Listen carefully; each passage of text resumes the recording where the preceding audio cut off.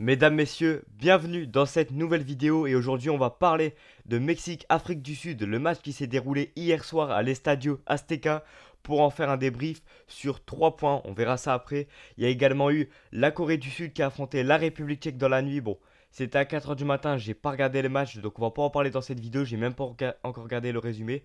Donc on va éviter de parler de sujets que je ne connais pas et j'ai même pas vu les actions au final, etc. Donc voilà, aujourd'hui on va se focaliser sur Mexique-Afrique du Sud et je suis super content de vous retrouver parce que ça y est, la Coupe du Monde a enfin démarré. Hier avec la cérémonie d'ouverture, il y en aura encore une ce soir et une pour les États-Unis avec Shakira, etc. Bon, est-ce que c'était vraiment Shakira? On sait pas, le mystère plane encore. Mais bon, du coup là on va parler de ce match en question et pas de la cérémonie d'ouverture que j'ai pas pu regarder. Malheureusement.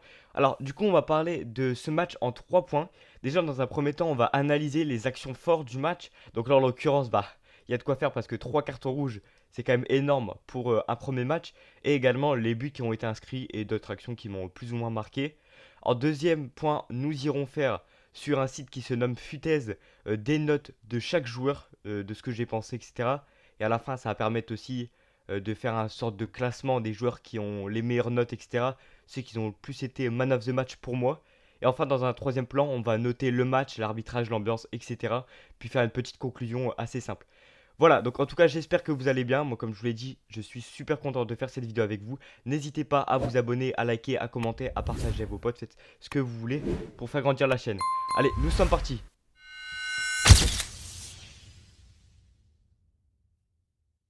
Donc voilà, on se retrouve sur cet petit écran où je vous ai sélectionné quelques actions du match. Là, on est directement au début, à la 3, 4e minute du match, je crois. Et là, c'est super intéressant parce que le match, il commence assez fort avec une forte pression des Mexicains qui amène à cette action-là avec un centre, il me semble, de Alvarado. Et cette reprise de volée, ici, super barrée de Ronwen Williams, le gardien sud-africain, qui est un des meilleurs gardiens africains en réalité. Et là, il nous l'a prouvé avec cette super parade. J'ai beaucoup aimé. Déjà, la frappe qui est vraiment super intéressante. Qui sort l'intervention du gardien, finit déjà au fond au bout de 3 minutes. Et là, bah, ça aurait été l'explosion littéralement dans le stade. Donc, ouais, non, c'était une super bonne première action. Ensuite, je vous ai également sélectionné forcément le passage clé qui a fait basculer le match. Évidemment, c'est cette perte de balle de Sitolé au milieu de terrain. Et là, moi, la question que je me pose, c'est quoi? Est-ce que c'est la faute de Sitolé justement qui ne fait pas la passe comme vous voyez juste ici à son compère? Ou alors est-ce que c'est la faute de plutôt Ronwen Williams qui dégage dans l'axe au lieu de décaler sur Mbokazi et leur latéral? Bah moi je pense qu'en réalité c'est un peu la faute des deux parce que je pense que Williams doit comprendre à ce moment-là qu'il y a une forte pression comme on le voit avec 5 Mexicains ici autour de Sitolé et de ce joueur-là. Et pour moi l'erreur également c'est la prise d'information de Sitolé qui n'est pas bonne parce que là il veut un peu faire un contrôle bizarre et peut-être changer un peu le jeu alors qu'en vrai il y avait une passe tout simple à faire. Et même si eux auraient continué leur pressing là, ça aurait permis un dégagement et en réalité pas une situation forcément dangereuse. Donc ouais, là, pour moi, les deux sont complètement fautifs ici. Et ce qui va amener du coup à cette forte pression ici. Et forcément, Julian Quiñones qui en profite pour ouvrir le score ici avec cette super frappe entre les jambes. Alors, je parlais de Juan Williams qui est un des meilleurs goals. Là, c'est vrai qu'il peut mieux faire. Il se prend entre les jambes. Alors ouais, la frappe est bien placée. La frappe est assez puissante. Mais bon, quand même, je pense qu'il doit mieux faire, il doit s'attendre un peu à ce genre de frappe. C'est pas facile, je sais, en plus, on va dire, il peut être un petit peu masqué aussi par les deux joueurs là, donc c'est compliqué. Mais c'est vrai, sur cette ouverture du score, on se dit, wow, quelle frappe de Quinones, mais surtout, quelle grosse erreur de l'Afrique du Sud déjà, au bout de 9 minutes de jeu, c'est quand même assez grossier de faire ce genre de faute en vrai dans ton match d'ouverture de Coupe du Monde. C'est super dommage, sachant que c'est pas la seule du match. Ensuite, évidemment, première situation qui amène à ce carton rouge. Encore une fois, Sitolé. On en reparlera après au niveau des notes, mais c'était très dur pour lui. Là, bah, c'est Brian Gutiérrez, du coup, le joueur de Guadalajara, qui part juste au but tout seul. Donc, forcément, anéantissement d'une situation qui mène à un but. Donc, forcément, bah, c'est rouge. Il n'y a pas forcément la faute de l'année, s'il n'y a pas une grosse semaine, etc. Mais bon, c'est très bien arbitré de la part de Sampaio, l'arbitre brésilien, parce que là, il part au but. Il se peut que Quinones monte, il lui fait, on va dire, un PES et puis c'est but, quoi, au final. Donc, ouais, là, c'est assez logique comme carton rouge au final. J'avais pas vu que c'était le dernier défenseur, ça, devant ma télé, je me disais, bah, comment ça se fait tout qui prend rouge? Mais c'est en réalité dernier défenseur, donc ça me semble assez logique. Ensuite, on a la situation du but de Raúl Jiménez pour ce 2 buts à 0 du coup, juste avant la pause fraîcheur, donc aux alentours de la 60e minute. avec ce débordement là-bas sur le côté, on le voit pas, de Roberto Alvarado qui met une galette littéralement à Raúl Jiménez. Il a plus qu'à finir dans le but, c'était assez facile pour lui.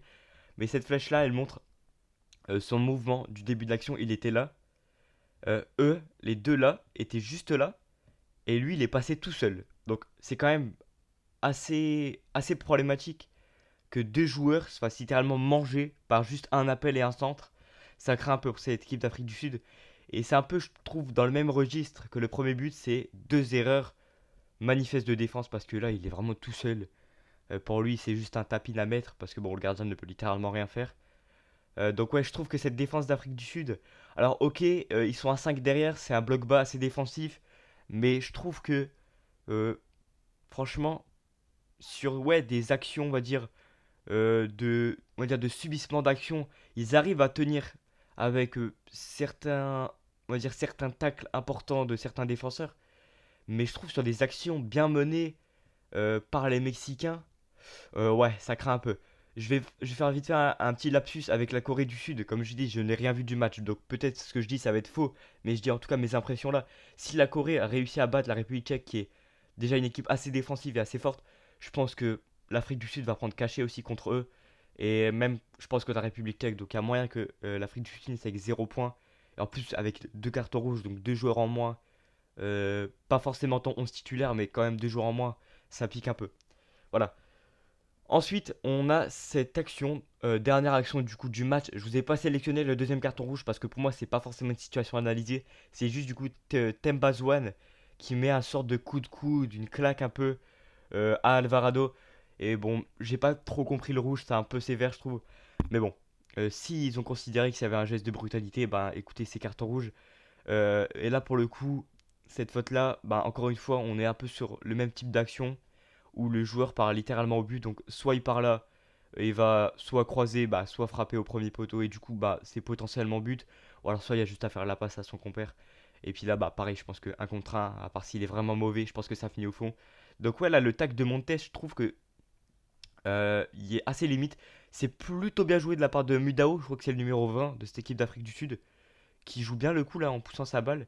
Mais ouais, Montes il abuse, franchement je trouve qu'il a fait un plutôt bon match. Mais là, cette faute-là, ça gâche un peu aussi le match de la défense mexicaine. Donc voilà. Euh, Également, j'avais envie de parler d'une action. Alors, je ne l'ai pas mise, mais c'est aussi pour parler un peu du gardien Ronwen Williams. C'est le centre. Je sais plus trop qui, peut-être Julian Quinones à gauche. Et l'extension de Raúl Jiménez qui ne touche pas forcément cette balle, mais légèrement, pour dire à Ronwell Williams qu'il doit plonger et il fait un super barré. Je ne vous l'ai pas mis en réalité parce que c'est pas non plus une action majeure. C'était pas trop dangereux, je trouve, parce que Jiménez est assez loin du ballon.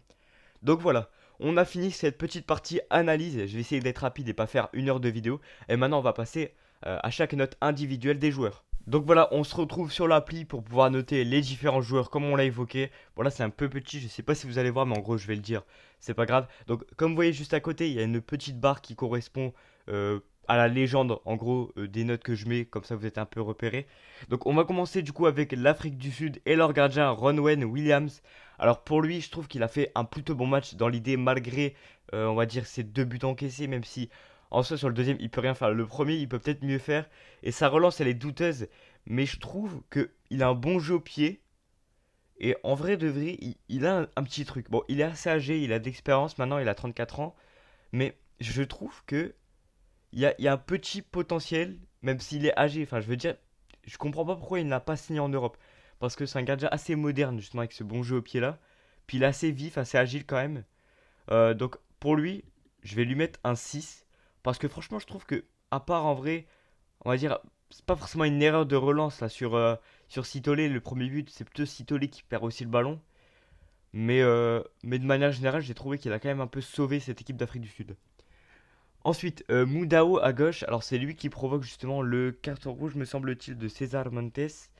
Lui, en vrai, il a fait un match pas le meilleur, mais je trouve que sur le pied de pire, en vrai, donc je vais lui mettre 5. Voilà, je vais pas lui mettre plus. Ensuite, on a Modiba à droite. Alors bon, lui, j'ai pas beaucoup aimé ce match, hein, c'est un peu lui qui se fait manger aussi sur la tête là, de Raúl Jiménez. Donc, je vais lui mettre 3,5. Ensuite, on a Ocon, du coup, ça c'est le défenseur, me semble-t-il, de Hannover en Allemagne. Euh, Ça a été très compliqué, on va dire, comme la majorité de la défense, donc je vais lui mettre 3,5 également. Ensuite, CBC, alors CBC a fait beaucoup de fautes, donc CBC, je vais lui mettre 3. Par contre, là je vais changer. Mbekezeli Mbokazi, du coup, le défenseur de Chicago, lui j'ai beaucoup aimé son match.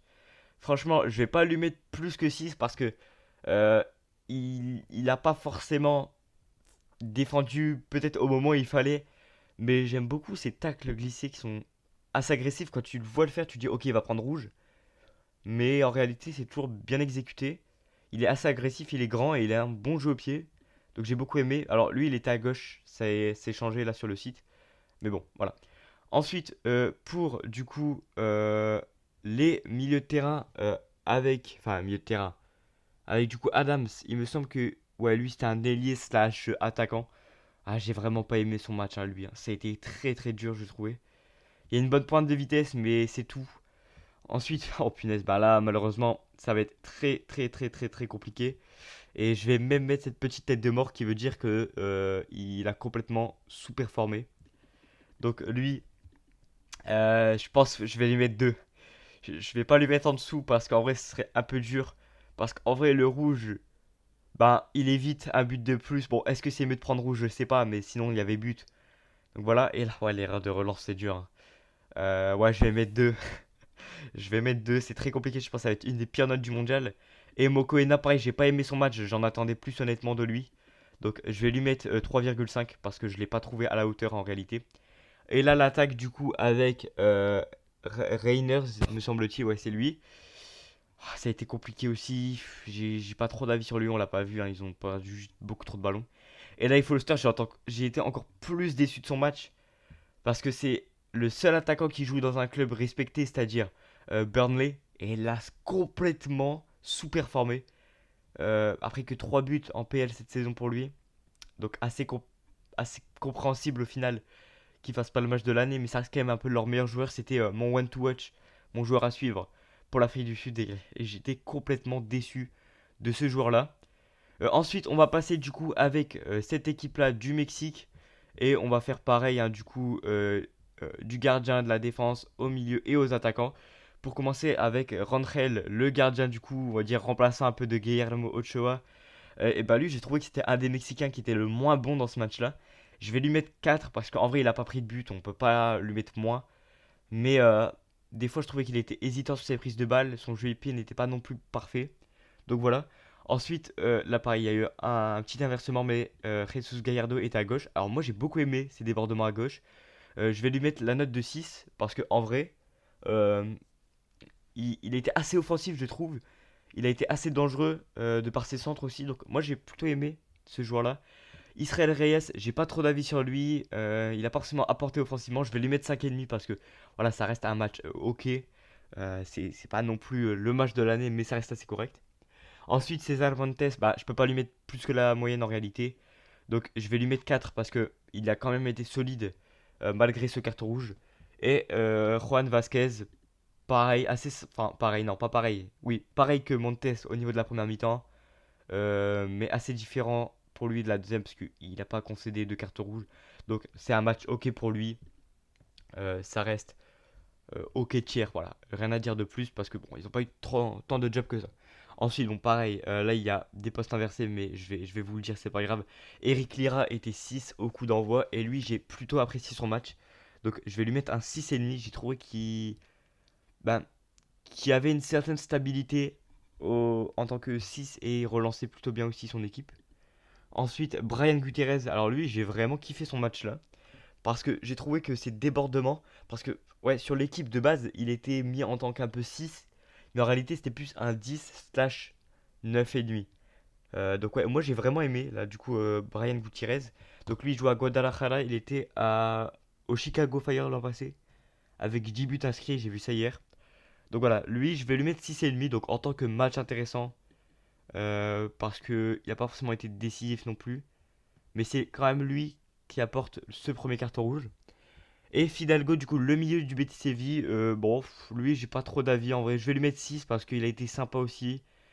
Voilà, il a créé des bons décalages quand même. Et du coup, les deux ailiers de cette équipe mexicaine avec Roberto Alvarado, voilà, lui, super match. Alors, outre sa coupe de cheveux qui est un peu douteuse pour ceux qui ont vu le match, il a fait un excellent match. C'est lui qui amène justement le centre. Donc, je vais lui mettre un 7. Donc, très bon match. Et là, on passe au man of the match. Littéralement, je peux déjà mettre la petite coupe. Julian Quiñones, il a été exceptionnel. Moi, je l'ai trouvé super fort. Euh, donc là, pour le coup, je pense lui mettre quelque chose comme 8. Donc en tant que match excellent. Parce que bon, il a mis que un but. Il a été top, il a été trop fort. Mais bon, je peux pas lui mettre plus parce qu'il n'a pas été plus décisif que ça. Mais il a été super fort en termes de décalage, en termes de passe. J'ai trouvé qu'il avait une super vision de jeu. Il a une certaine vitesse, une certaine puissance avec le ballon que j'ai énormément aimé. Et on l'a mis en tant que joueur à suivre pour le Mexique, c'est pas pour rien, vous vous en doutez. Voilà, donc lui que j'ai vu en tant que meilleur buteur de Saudi Pro League devant des quand même superstars comme Benzema, comme Cristiano Ronaldo, ou même devant des mecs comme Ivan Toney, etc. 33 buts en 31 matchs, c'est pas anodin. Et moi je pense que même si c'est le championnat saoudien, je pense qu'en Europe, il en met pas autant, mais je pense qu'il en met une bonne vingtaine. Et c'est un top joueur en vrai, que je pense que le monde un peu a découvert ce soir, du coup Julian Quinones. Et on a eu la vision, ça fait plaisir. Comme je l'ai dit, on fera une vidéo à la fin du mondial pour faire une petite conclusion de tous nos joueurs à suivre. Bah, je pense que lui, il va être assez bien. Enfin, déjà avec ce premier match qui est assez excellent de sa part.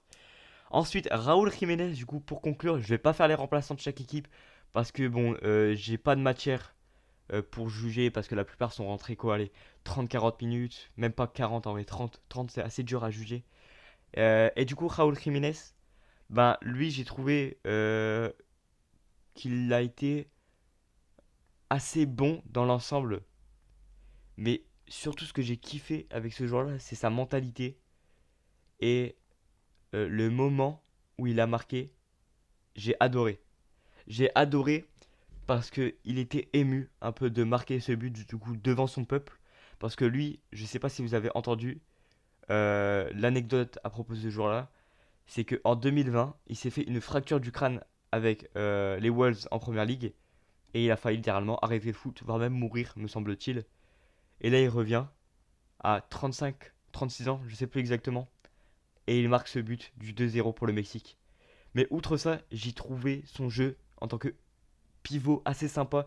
Il a fait des bonnes remises, il a un bon jeu de tête, et franchement, moi j'adore ce type de joueur parce que il ménage pas ses efforts, il court toujours, il apporte cette pression constante avec les autres joueurs mexicains. Donc je dirais pas que c'est du niveau non plus de Julian Quinones, mais il mérite largement son super match et du coup son 7,5. Voilà du coup pour cette équipe, comme on l'a dit, man of the match, Julian Quinones et celui qui a complètement flop, du coup Citolé, du coup le milieu de terrain de Tondela qui a pris et rouge et qui a fait l'erreur amenant le premier but. Voilà, on va faire maintenant la conclusion de ce match. Et voilà, du coup, pour conclure assez rapidement le match, je lui ai mis une note de 6. Voilà, c'est un match assez correct. C'est pas le match de l'année, mais je trouvais que le mood était sympa. Que en soi, le match avait quand même beaucoup d'intensité avec les nouvelles règles d'arbitrage. On va en parler là, juste là, de l'arbitrage, parce que je peux mettre une petite note là-dessus. Donc voilà, en termes de qualité, euh, honnêtement, Afrique du Sud, c'était très compliqué. Je pense qu'ils vont se faire vite éliminer. Mais le Mexique, c'était vraiment sympa. J'étais étonné de cette équipe, honnêtement. Je m'attendais pas à ce qu'ils aient ce niveau de jeu-là. Alors, je pense que c'est aussi parce que l'Afrique du Sud est très mauvais que du coup le Mexique a su profiter. Dommage qu'ils aient pas mis plus de buts parce qu'il y avait largement la possibilité là au niveau quand ils étaient en supériorité numérique à un voire même deux joueurs. Ils auraient pu mettre le troisième, je pense. Un petit peu dommage là-dessus. Donc attention au prochain match face à une équipe qui est un peu meilleure déjà et qui prend pas de rouge. Ça va peut-être être plus compliqué pour eux. Ensuite, au niveau de l'arbitrage, ben, pour moi, les trois cartes rouges sur le moment étaient. Je perds ma voix un peu. Sur le moment, je m'attendais pas forcément à ce qui est rouge et je comprenais pas trop la décision. Mais au final, quand on regarde bien les actions avec un bon ralenti et une bonne explication, ben, au final, moi j'arrive à 4 sur 5. Je trouve, ouais, peut-être un peu sévère sur la claque, etc. Mais franchement, très bon arbitrage. Et pas que de l'arbitre en lui-même, c'est aussi toutes les nouvelles règles qui ont été instaurées, là, le fait de faire les touches rapidement, de sortir rapidement, sinon t'as une petite pénalité. Moi franchement j'ai kiffé ça parce que ça améliore la vitesse de jeu et le rythme aussi, parce que des fois bon les équipes qui prennent 10 ans à faire un 6 mètres, on souffle un petit peu. Et du coup l'atmosphère, bah là franchement, je peux pas mettre en dessous de 5 sur 5. Peut-être, alors c'est peut-être un petit peu ambitieux de ma part de mettre autant parce que la retransmission télé, on a un peu du mal en réalité à savoir s'il y a une vraie ambiance ou pas. Mais à des moments, on entendait quand même que le peuple mexicain était là. Et c'est pour ça aussi que j'ai choisi ce titre de vidéo. Ils sont chez eux aussi. Parce que il n'y a pas que les États-Unis. Parce que c'est leur Coupe du Monde aussi. Et c'est la Coupe du Monde du Canada ce soir. Et ça amène la parfaite transition au prochain match que j'ai regardé. Du coup, ce soir entre le Canada et la Bosnie. Voilà, c'est tout pour cette vidéo. J'espère que tu as aimé. J'ai essayé d'être le plus rapide possible, même s'il y a quand même beaucoup de choses à dire. J'aurais pu encore vous montrer d'autres actions qui m'intéressaient ou passer plus de temps sur les joueurs là. On va essayer d'être assez rapide et je vais essayer également de vous proposer d'autres débriefs quand je pourrai. Bon, parce que là, il y a le bac, ça va être assez compliqué. Mais voilà, du coup, n'hésitez pas encore une fois à vous abonner, à liker, à commenter, à faire le maximum de choses possibles. C'était Coyote7, passez une bonne journée. Ciao!